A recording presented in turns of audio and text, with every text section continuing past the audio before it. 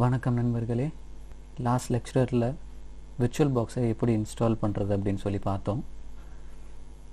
So இந்த லெக்சரில் நம்மளோட ஃபேவரட் ஹேக்கிங் ஓஎஸை நம்ம இன்ஸ்டால் பண்ணுறதை பார்ப்போம். நம்மளோட ஃபேவரட் ஹேக்கிங் ஓஎஸ்ன்னு சொல்லிட்டு எதை சொல்கிறேன்னா காலி லினக்ஸ் தான். ஸோ அந்த காலி லினக்ஸை எப்படி நம்மளோட விர்ச்சுவல் பாக்ஸில் இன்ஸ்டால் பண்ணுறதை பற்றி பார்ப்போம். ஸோ ஃபர்ஸ்ட் நீங்கள் உங்களோட ஃபேவரட் ப்ரௌசரை ஓப்பன் பண்ணிவிட்டு அதில் kali.org அந்த சைட்டுக்கு போயிடுங்க. போயிட்டு டவுன்லோட்ஸ் ஃபோல்டருக்குள்ளே போங்க. ஓகே, ஒன்ஸ் டவுன்லோட் பேஜ்குள்ளே வந்ததுக்கப்புறம் கீழே ஸ்க்ரோல் பண்ணிங்கன்னா ஸோ நீங்கள் ஃபுல்லாக நிறைய ஐஎஸ்ஓஸ் பார்ப்பீங்க. ஸோ இந்த ஐஎஸ்ஓலாம் நீங்கள் உங்களோட காலி லினக்ஸை உங்கள் சிஸ்டமில் பேஸ் மிஷினாக நீங்கள் இன்ஸ்டால் பண்ணணுன்னு நினச்சிங்கன்னா இந்த ஐஎஸ்ஓவை நீங்கள் டவுன்லோட் பண்ணிக்கலாம். ஸோ இதில் மெயினாக யூஸ் பண்ணுறது எதுன்னு பார்த்தீங்கன்னா இந்த காலி லினக்ஸ் 64 அண்ட் காலி லினக்ஸ் 32 இதெல்லாமே ஃபுல்லாக லைட் வெர்ஷன்ஸ், எல்லாம் டிஃப்ரெண்ட். ஸோ அதனால் நீங்கள் இதை யூஸ் பண்ணுங்கள். ஸோ இப்போ நம்ம இந்த வீடியோவில் நம்ம காலி லினக்ஸை விர்ச்சுவல் பாக்ஸில் ரன் பண்ண போகிறோம். ஸோ அதனால் அவங்க ஆல்ரெடி காலி லினக்ஸை VMwareக்கும் விர்ச்சுவல் பாக்ஸுக்கும் ஆல்ரெடி கம்பைல் பண்ணி வச்சுட்டாங்க. ஸோ இதுக்காக நீங்கள் இன்ஸ்டால் பண்ணணுன்னு அவசியம் இல்லை. ஸோ நான் காலி லினக்ஸ் விர்ச்சுவல் பாக்ஸ் 64 நான் சூஸ் பண்ணுறேன். So I'll click on this link.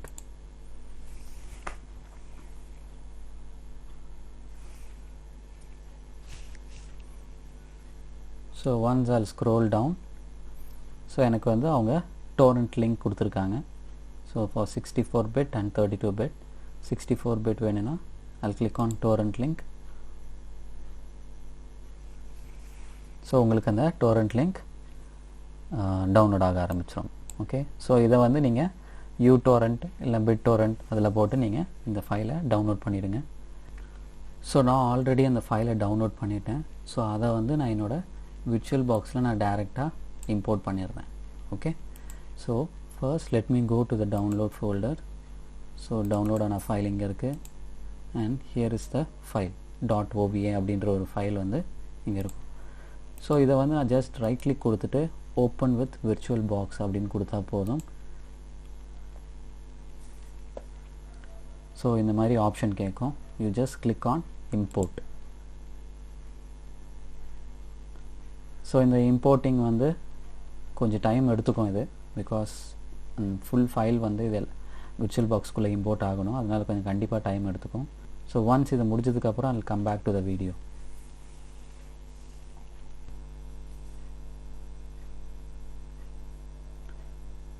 Okay, now so என்னோட காலி லினக்ஸ் இப்போ விர்ச்சுவல் பாக்ஸில் இம்போர்ட் ஆகிடுச்சு.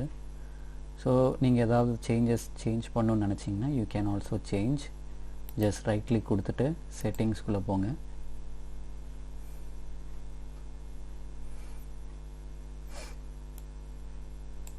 ஓகே, ஸோ செட்டிங்ஸில் if you want to change name நீங்கள் சேஞ்ச் பண்ணிக்கலாம். ஓகே, ஸோ அந்த ஆப்ஷன்ஸ்லாம் இருக்கீங்க. அதுக்கப்புறம் சிஸ்டமில் உங்களுக்கு ரேம் கம்மி பண்ணணுன்னா you can just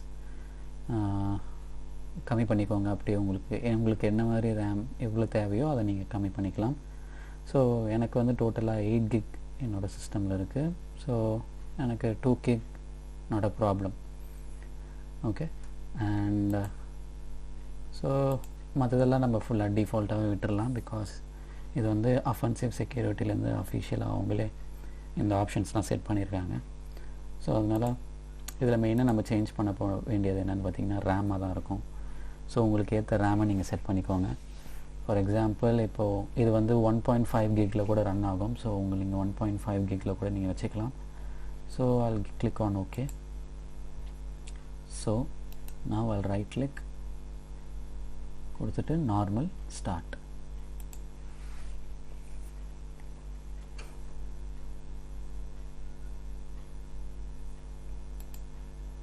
okay, so now இந்த எரர் யாருக்காவது வந்துச்சுன்னா this is actually the way to fix. இதை எப்படி ஃபிக்ஸ் பண்ணலான்னு பார்த்தீங்கன்னா இது ஆக்சுவலாக என்ன ப்ராப்ளம் பார்த்தீங்கன்னா USB 2.0 அப்படின்னு சொல்லிட்டு ஒரு ப்ராப்ளம். ஸோ இதை எப்படி ஃபிக்ஸ் பண்ணணுன்னா ரைட் கிளிக் கொடுத்துட்டு கோ டு செட்டிங்ஸில் USB போங்க. யூஎஸ்பியில் போய்ட்டு எய்தர் enable ஃபுல்லாக எடுத்துருங்க, or else you can click on 3.0. நான் எப்போவுமே மோஸ்ட்லி இந்த enable USB கண்ட்ரோலர் எடுத்துருவேன்.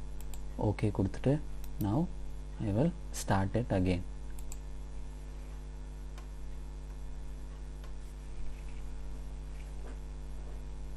ஸோ இப்போது Kali Linux பக்காவாக ஒர்க் ஆகும்.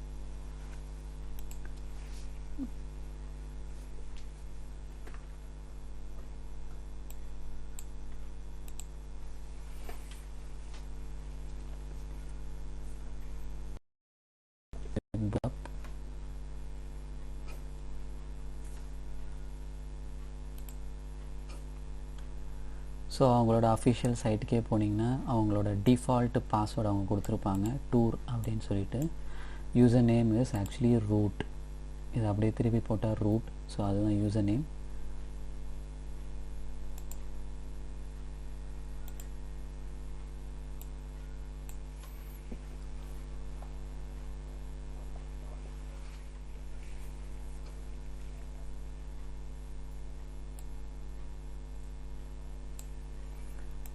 Okay, so username is root, password is tour,